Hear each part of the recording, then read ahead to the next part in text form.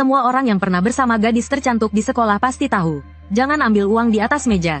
Karena itu uang simpanan. Dia pasti simpanan anak orang kaya. Aku tahu kau mencintaiku. Kau menduakanku hanya karena takut aku masuk angin. Sambil melihat pesan yang dia kirim ke primadona kampus, Lin Fan tiba-tiba berlinang air mata.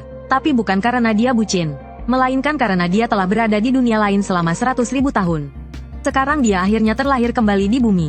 Dulu, Lin Kiki menggandeng Zhang Kuang, anak orang kaya, lalu mencampakkan Lin Fan. Mereka tidak pernah menyangka, Lin Kiki ternyata hamil anak Lin Fan. Setelah mengetahui kebenarannya, Zhang Kuang menyewa pembunuh bayaran untuk membunuh Lin Fan.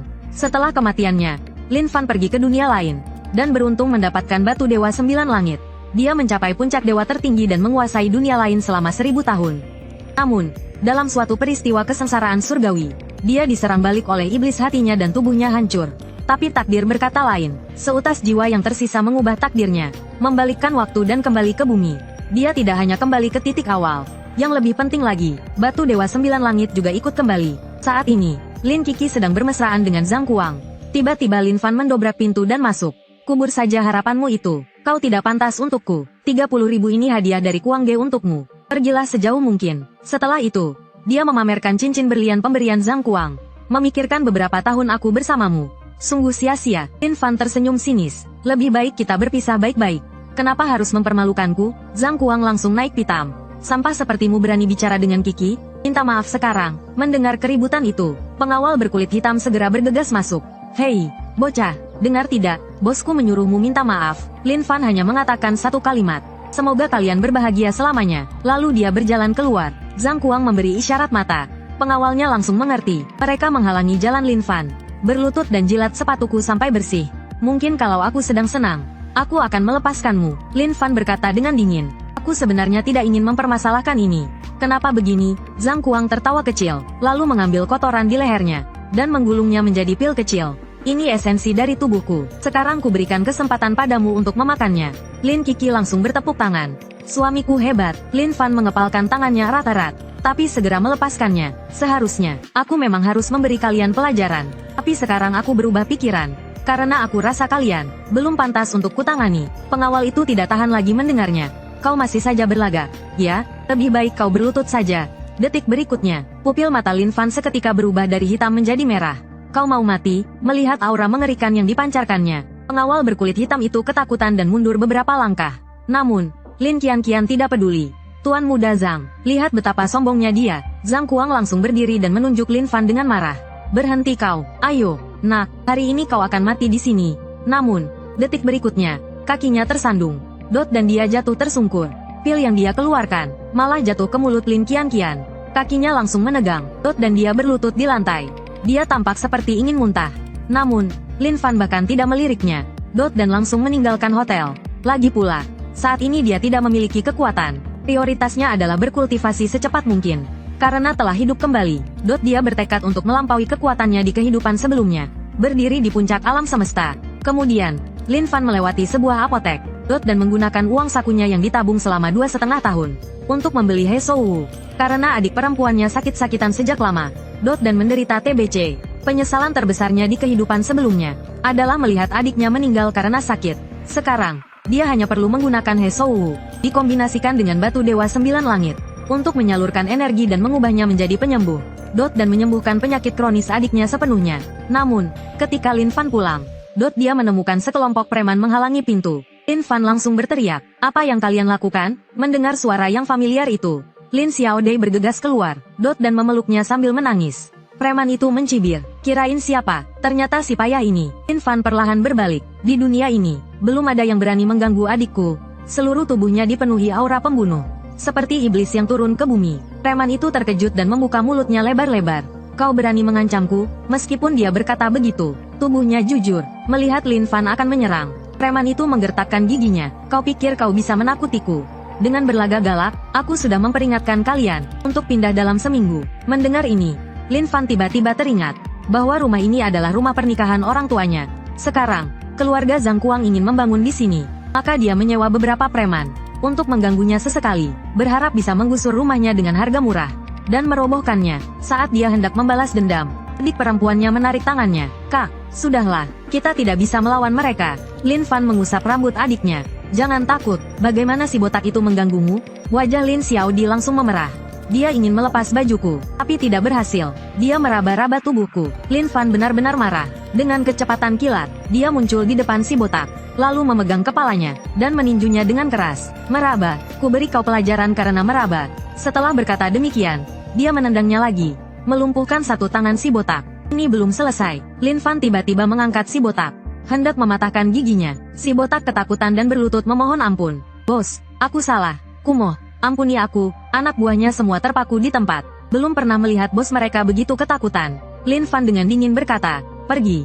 Lalu berbalik ke kamarnya. Adik, sudah berapa hari kau tidak sekolah? Lin Xiaodi terbatuk-batuk hebat.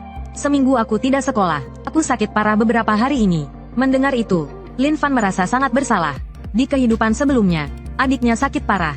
Tapi dia mengabaikannya, setiap hari mengejar Lin Qianqian. Dan sekarang, dia ingin menebus kesalahannya di kehidupan sebelumnya. Kakak akan ambilkan obat untukmu. Lihat, ini He Shou. Lin Xiaodi bertanya dengan bingung. Apa gunanya ini? Lin Fan tersenyum tipis. Nanti kau akan tahu. Berbalik dan membelakangiku. Lin Xiaodi segera menurut. Lin Fan mengambil He Shou dan menggunakan kinya untuk memurnikannya, menyalurkannya ke tubuh adiknya. Dia berhasil mengeluarkan darah kotor.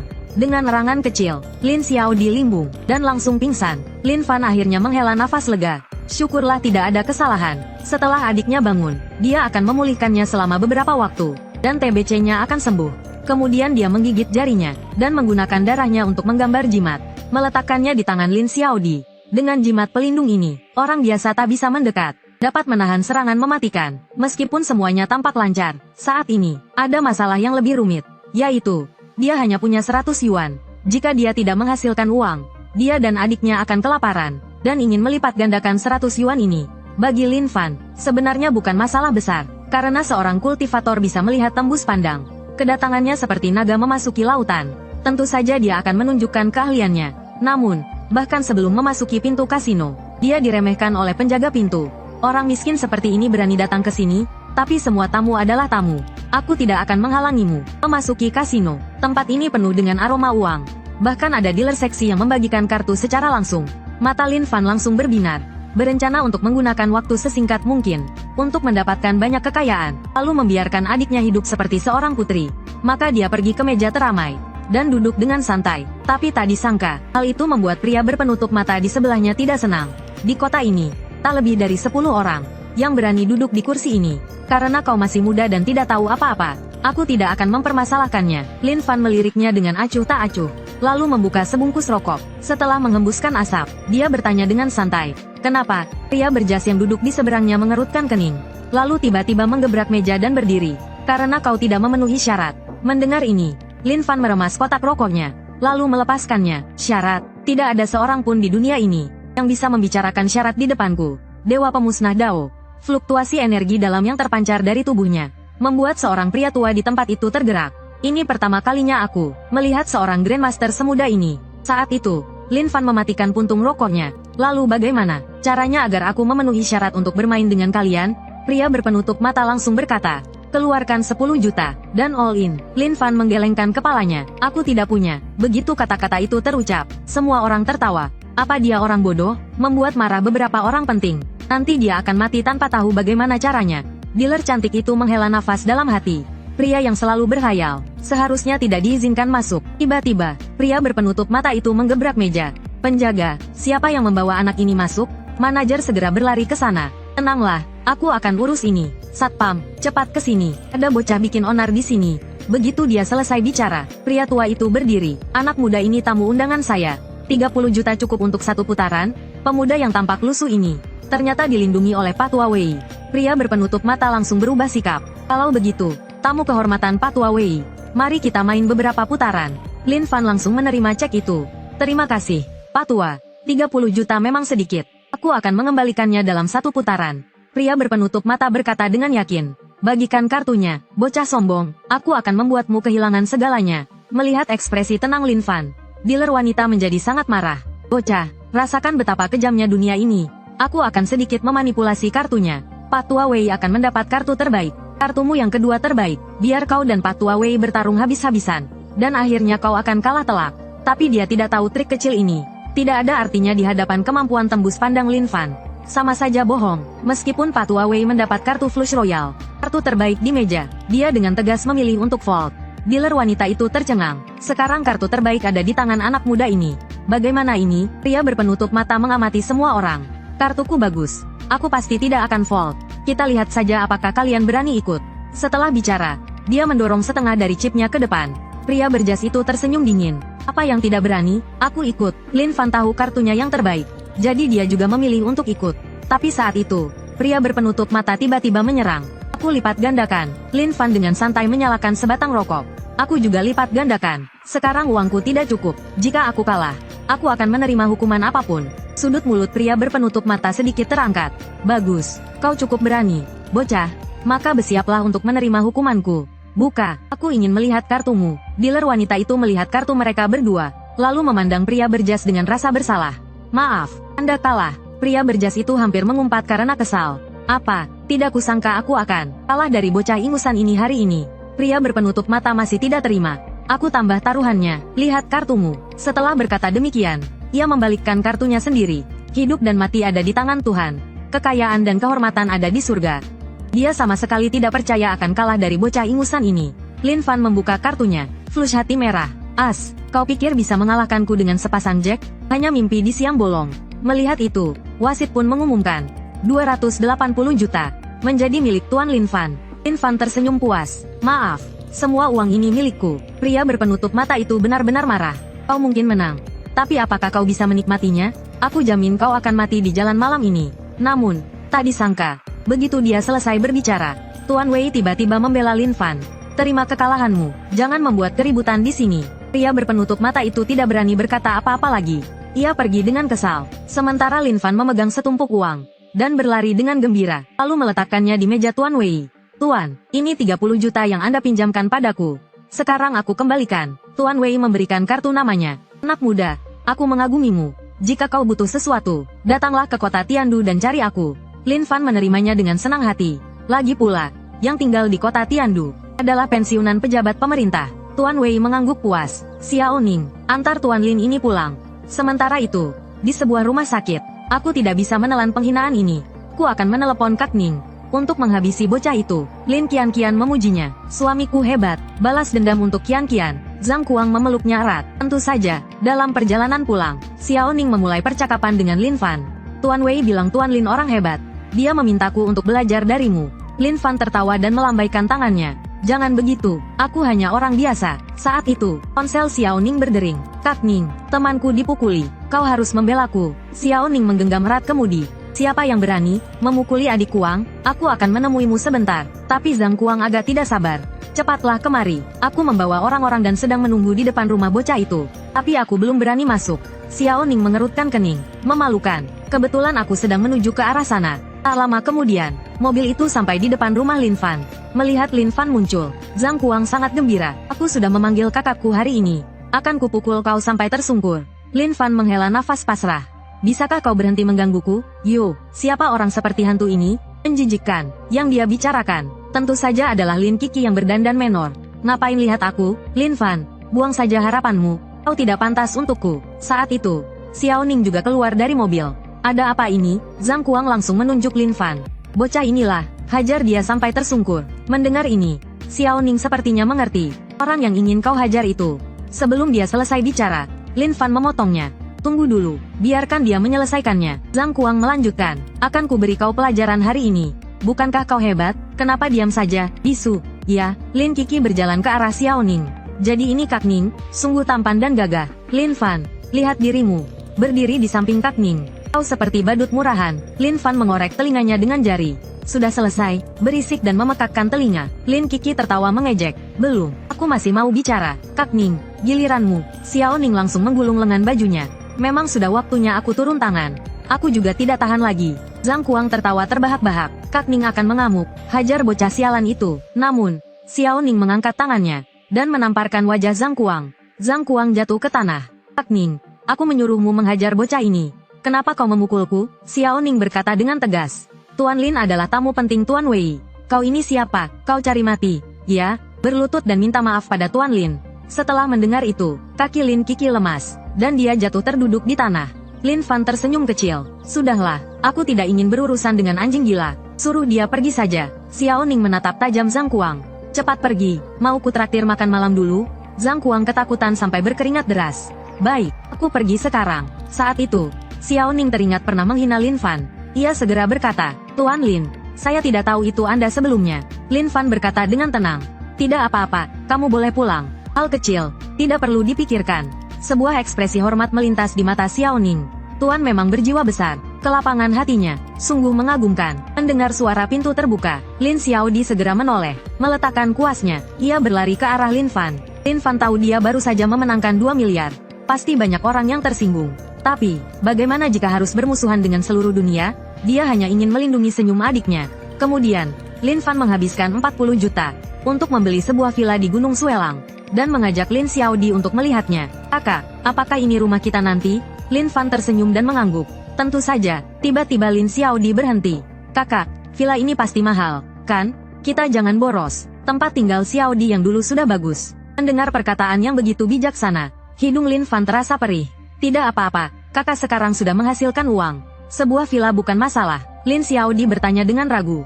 Benarkah? Lin Fan mengusap kepalanya. Kapan kakak pernah membohongimu? Sekarang cepat tidurlah. Melihat kepergian adiknya, Lin Fan bersumpah dalam hati. Di kehidupan ini, aku punya kekuatan untuk melindungi orang yang kusayangi. Aku tidak ingin ada penyesalan di kehidupan ini. Seperti yang diketahui para pembaca novel tidur dengan gadis kampus. Mereka sudah bosan dengan kehidupan mewah. Dan hanya ingin mencari pria jujur untuk dinikahi. Setelah membuatkan sarapan untuk adiknya, Lin Fan bergegas keluar. Ternyata dia adalah mahasiswa Universitas Kedokteran Modu. Meskipun tidak perlu belajar lagi, dia masih tertarik dengan hal-hal yang dapat meningkatkan kultivasinya di sekolah ini. Tiba-tiba Lin Fan berhenti. Jelas dia sudah sampai di gerbang sekolah. Tapi saat itu seorang profesor memanggilnya. Sini, bantu aku pindahkan barang-barang ini ke ruang asisten pengajar. Jawaban Lin Fan sangat singkat. Tidak ada waktu. Profesor itu sangat marah sampai kepalanya botak. Aku profesor di jurusan kedokteranmu. Meminta bantuanmu itu suatu kehormatan. Tapi Lin Fan tetap tidak tergerak. Pindahkan sendiri saja. Dia berpikir. Biasanya bahkan rektor harus sopan pada diri sendiri. Profesor itu langsung mengejarnya. Meletakkan tangannya di bahu Lin Fan. Kalau kau tidak pindah hari ini, tunggu saja sampai kau dikeluarkan. Setelah berkata begitu, ia langsung menyerang.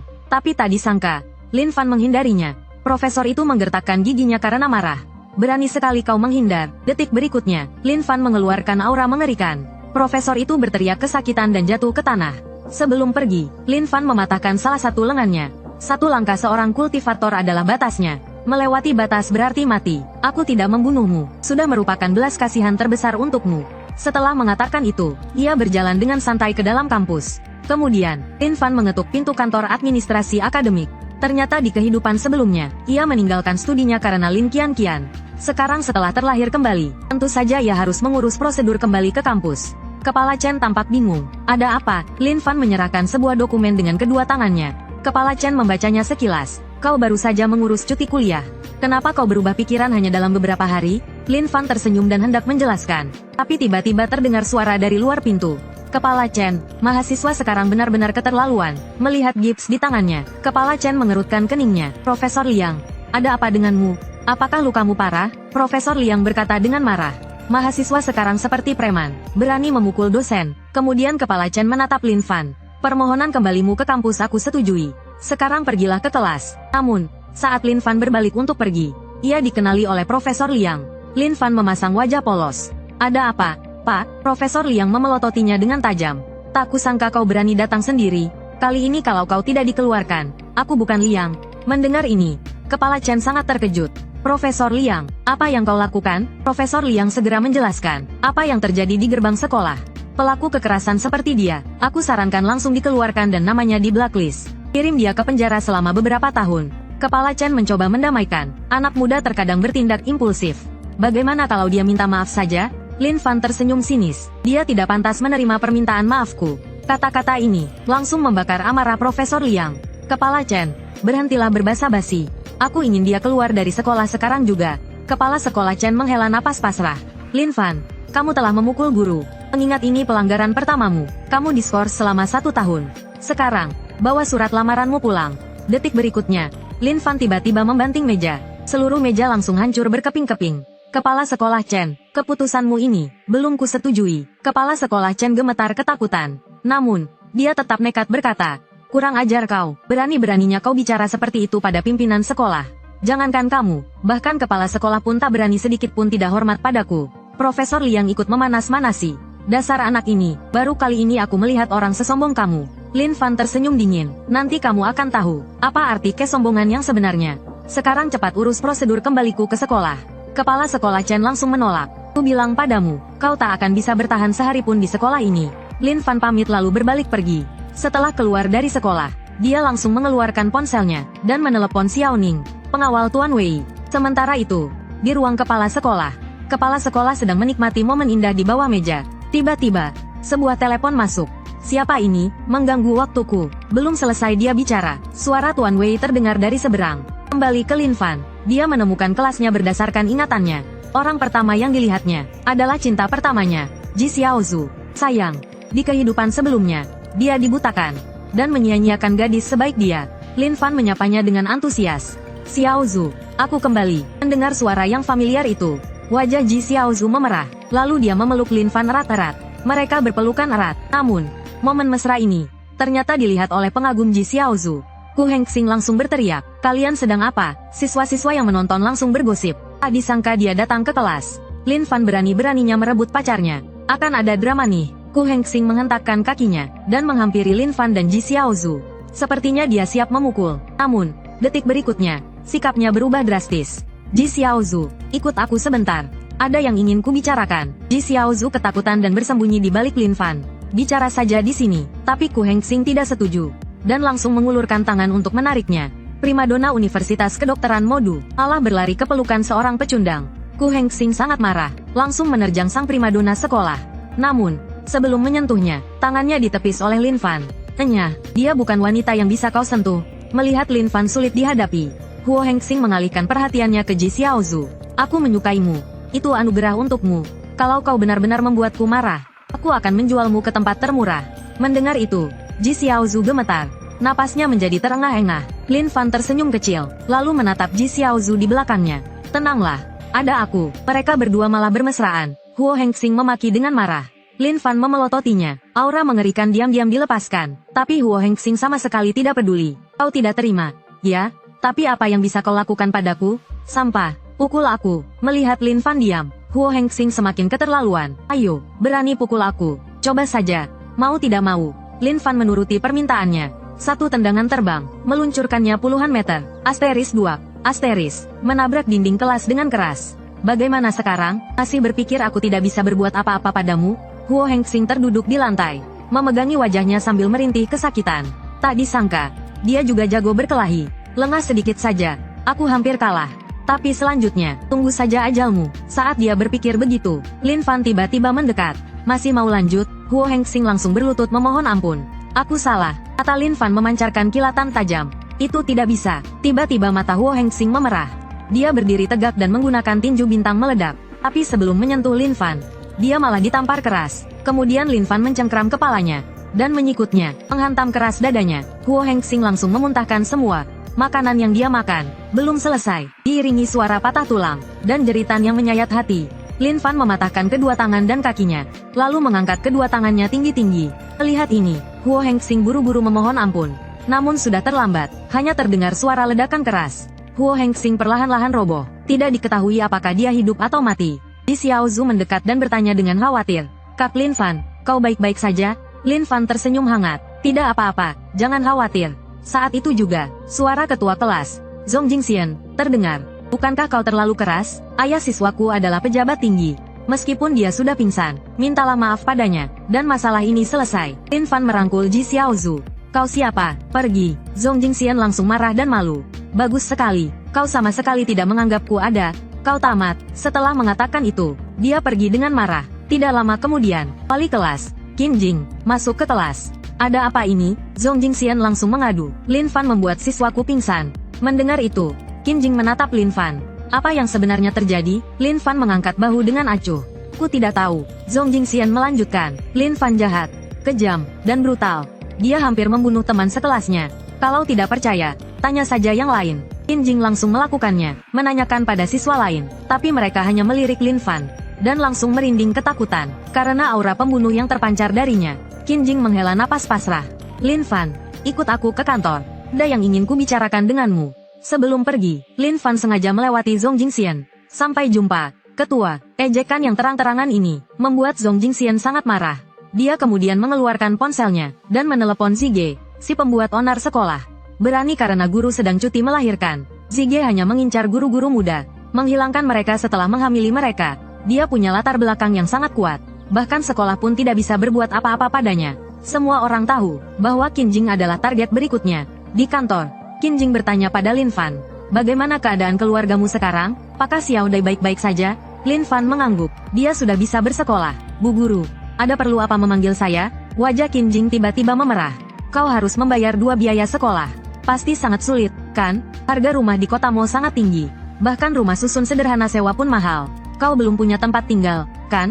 Bagaimana kalau kau tinggal di rumahku dulu? Mendengar ini, Lin Fan tiba-tiba teringat bahwa di kehidupan sebelumnya, Qin Jing juga pernah menampungnya untuk sementara waktu. Tapi sekarang, dia sudah cukup mampu, dan hendak menolak. Tetapi bel masuk berbunyi. Tiba-tiba, suasana menjadi canggung. Qin Jing buru-buru berdiri. Aku harus mengajar kelas lain dulu. Setelah sekolah, temui aku di alamat ini. Setelah mengatakan itu, dia bergegas meninggalkan kantor. Lin Fan sedikit bingung. Ya sudahlah, aku akan bicara dengan Qin Jing nanti saja. Begitu dia pergi, Zige masuk ke kantor. Setelah melihat sekeliling, dia mendapati ruangan itu kosong. Sial, dia sudah pergi. Tapi meskipun kau lari, aku bisa menemukanmu. Dia mengeluarkan seuntai tasbih, dan membaca mantra. Tasbih itu dengan cepat terurai dan terhubung. Segera membentuk proyeksi Lin Fan. HMPH, jadi, orang inilah, berani menyentuh wanitaku, kau mati. Setelah mengatakan itu, dia menghancurkan proyeksi tersebut dengan satu pukulan. Lalu dia menarik kembali tasbihnya, dan pergi ke kursi Qin Jing. Dia berjongkok, dan hanya dengan mencium aroma kursi yang diduduki guru wanita itu. Pria itu seperti mabuk dan mengeluarkan air liur. Ternyata dia seorang mesum. Hanya dengan mencium aroma tubuhnya, dia menjadi sangat bergairah. Di sisi lain, sepulang sekolah, Lin Fan tidak pulang, melainkan pergi ke perpustakaan. Karena di kehidupan sebelumnya, dia pernah membaca berita tentang seorang profesor di Universitas Kedokteran yang telah mengembangkan semacam ramuan. Saat itu dia tidak peduli. Tapi sekarang sepertinya, itu seperti pil kultivasi. Sekarang aura langit dan bumi menipis. Jika dia bisa menemukan ramuan misterius di kampus, kultivasinya pasti akan meningkat pesat. Saat Lin Fan sedang merencanakan, Ji Xiaozu tiba-tiba muncul. Tadi Guru Qin mencarimu ada apa? Lin Fan menggaruk kepalanya dengan canggung, dan membuat alasan untuk menghindarinya. Adegan percakapan mereka, kebetulan terlihat oleh ancol-ancol Ku Hengxing. Kak Sen, bocah sombong itulah, yang berani merebut wanita wakil ketuaku. Bosku kalah karena diserang secara diam-diam. Jika kau turun tangan, pasti akan menghajarnya habis-habisan. Pria besar itu tersenyum dingin. Cuma bocah ingusan, aku bisa menghabisinya dengan satu tangan. Dia dengan cepat mendekati Lin Fan dari belakang, dan hendak menyerangnya. Tetapi Lin Fan langsung menangkap pergelangan tangannya. Jangan macam-macam, atau jangan salahkan aku. Meskipun rasa sakit yang membakar menjalar di lengannya, tapi si besar tetap nekat berteriak. Aku ingin lihat kau berbuat apa. Mati kau. Dia dengan cepat mengangkat lengannya yang lain, berniat menyikut. Namun, Lin Fan bereaksi sangat cepat. Dengan gerakan menghindar ke samping, dia dengan mudah mengelaknya. Si besar kehilangan keseimbangan, dan hampir jatuh tersungkur. Dia menoleh dengan ekspresi tak percaya. Namun yang menyambutnya, adalah tinju keras Lin Fan. Si besar terlempar, berputar 2,5 kali. Lin Fan dengan santai mengibaskan tangannya, dan menatap si rambut gondrong. Berisik sekali. Kalian bagaimana? Si rambut gondrong segera membantu si besar berdiri, dan cepat-cepat melarikan diri dari tempat itu. Lin Fan menghela napas pasrah. Suasana hatinya yang baik telah dirusak. Ji Xiaozu tak tahan untuk bertanya, bagaimana kau bisa menjadi sehebat ini? Lin Fan mengacungkan jempolnya. Dulu aku hanya merendah. Ji Xiaozu tertawa terbahak-bahak. Makan bersama nanti, karena harus menemui Qin Jing nanti. Lin Fan tidak mengiyakan. Ji Xiaozu berkata dengan kecewa. Lin Fan tidak tega melihatnya seperti itu. Lalu menggenggam tangannya. Besok aku ada waktu. Apakah aku mendapat kehormatan untuk mengajak wanita cantik makan?